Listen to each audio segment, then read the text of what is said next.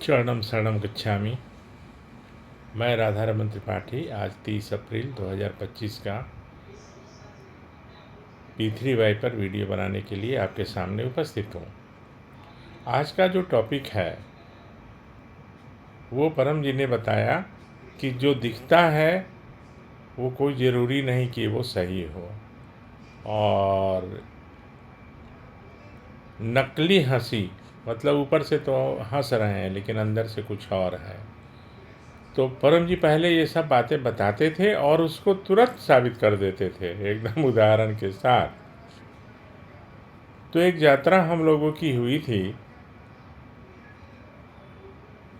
धर्मशाला एक जगह है हिमाचल प्रदेश में, और वहाँ के एक जज साहब थे, गोयल साहब, वो परम जी के शिष्य थे। और वो भी तब शिष्य बने जब उन्होंने एक गलत फैसला दे दिया, दोषी को उन्होंने छोड़ दिया और निर्दोष को फांसी की सज़ा सुना दी। जब उन्हें इस बात का पता चला तो वो काफ़ी दुखी हुए, डिप्रेशन में चले गए। फिर वहाँ के किसी ने, वहाँ कई लोग करते हैं और करते रहे होंगे उस समय, तो उन्होंने परम जी के बारे में बताया और परम जी से उन्होंने संपर्क किया। तब से वो उनकी तबीयत भी ठीक हो गई और बराबर उनको लाभ मिलता रहा। तो जो जुड़ा रहेगा, जिसके यहाँ बिजली का कनेक्शन सब कुछ ठीक रहेगा, तो उसको तो लाभ मिलता ही रहेगा। तो मैं और अम्बू, मैंने मेरी पत्नी और परम जी तीनों गए। हम लोग बोले कि चलो घुमा के लाता हूँ। और उनकी योजना और भी थी, गोयल साहब के यहाँ तो गए थे, उनका व्यक्तिगत कुछ था, यहाँ बताना कोई ज़रूरी नहीं है। और उनकी इच्छा थी कि वहाँ मंडी, बिलासपुर, वो सब जगह मेरा परिचय करवाना चाहते थे, दिखवाना चाहते थे, आपस में बातें। लेकिन मेरा कुछ ऐसा काम था दिल्ली में जो मुझे बाद में अफसोस हुआ कि वो ऐसा करना नहीं चाहिए था। तो परम जी बहुत ख्याल रखते थे कि किसी का कोई काम का नुकसान न हो या कुछ ऐसा नहीं हो कि उनकी वजह से।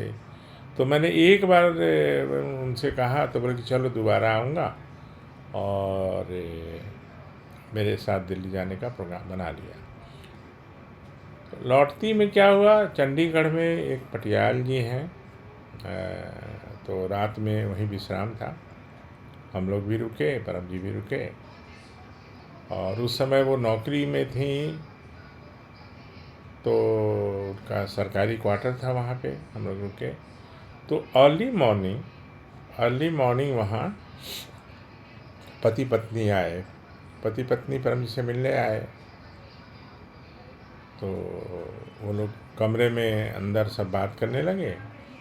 और ऐसा हमेशा होता था कि जब कोई आता था तो परम जी अकेले में बात करते थे, और जो भी सलाह या जो भी बातें थी वो बताते थे। थोड़ी देर के बाद वो लोग चले गए।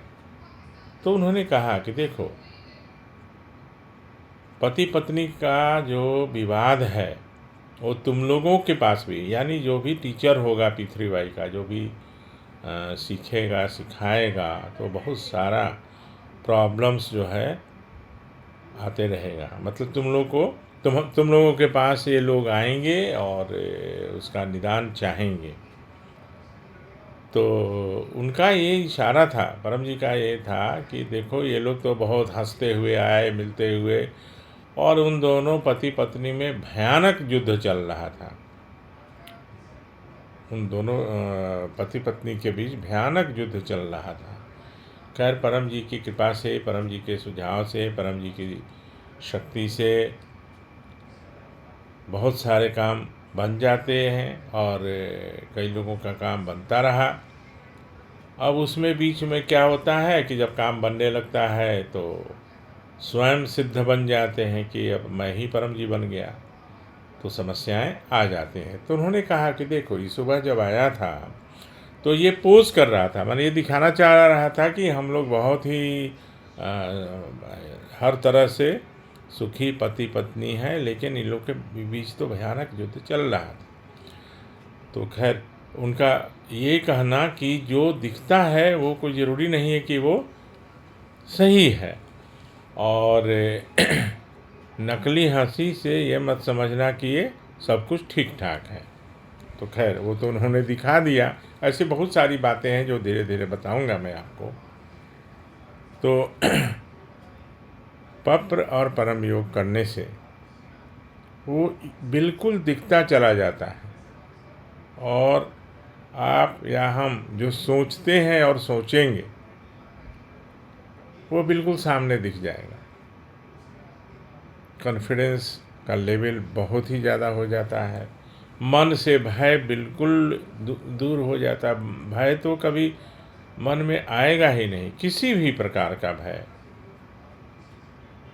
परम योग करने से भय जो है वो बिल्कुल दूर हो जाता है। कभी भी मन में भय आएगा ही नहीं। और आपको एक छोटी सी घटना बता दूं, घटना नहीं मतलब एक उदाहरण। शाम को 6 बजे परम जी ने राउरकेला से ट्रेन से फ़ोन किया कि मैं राउरकेला उतरूँगा, क्योंकि ये ट्रेन बोकारो से डाइवर्ट हो गई, वो नहीं जाएगी। और उन दिनों नक्सलाइट्स का इतना प्रॉब्लम था कि रांची से दिन में लोग राउरकेला नहीं जाते थे। 190 किलोमीटर की दूरी है। तो परम जी तो ये भी देखते थे, क्योंकि उनको तो बहादुर व्यक्ति चाहिए थे। बराबर बोलते थे कि मुझे डरपोक और कायर नहीं चाहिए, मुझे तो बहादुर व्यक्ति चाहिए। तो खैर तैयारी कर मैंने कहा कि नहीं परम जी मैं बिल्कुल आऊँगा। और हम लोग 10 बजे रात को चले रांची बोकारो से। 12 बजे रात को अर्धरात्रि में रांची पहुँचे, और वहाँ से 190 किलोमीटर की दूरी हम लोग पूरी रात, जबकि दिन में जाना मुश्किल होता है वहाँ। अभी तो कुछ सुधार हुआ है, लेकिन ये अराउंड 20 साल पहले की बात है। हाँ, तो परम जी को हम लोग सुबह स्टेशन पे राउरकेला, हाँ, उनको रिसीव किए। वहाँ एक कार्यक्रम था, लेकिन अनेक कारण से नहीं हो पाया, क्योंकि उन लोगों को कोई आइडिया नहीं था। फिर परम जी हम लोग के साथ रांची होते हुए बोकारो वापस आ गए। तो वो एक तो ये देखना चाहते थे कि इसके मन में कोई भय तो नहीं है, कोई आलस्य तो नहीं है। तो परम जी का आदेश तो सर्वोपरि है। परम जी का, जब परम जी कह रहे हैं कि आ जाओ, तो फिर सोचना क्या है और किस चीज़ का भय। तो वो सारी बातें हैं।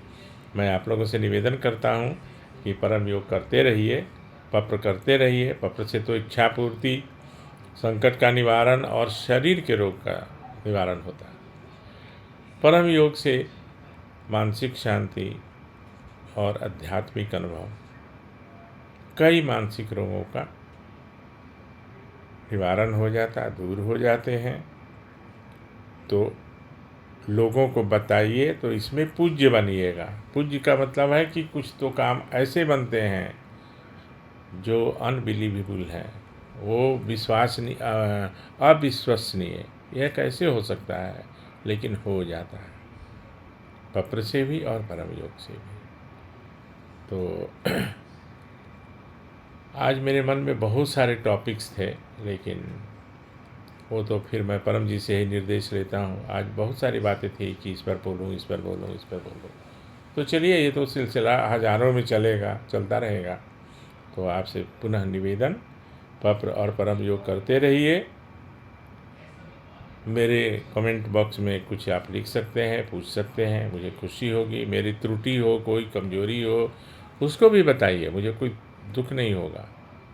ठीक है, क्योंकि मैं जितना जानता हूँ मैं वही बताऊँगा, डेविएट नहीं करूँगा। परम जी के बताए रास्ते से मैं अलग नहीं होऊंगा। और आपसे विदा भी लेता हूँ। शरणम शरणम। अच्छा।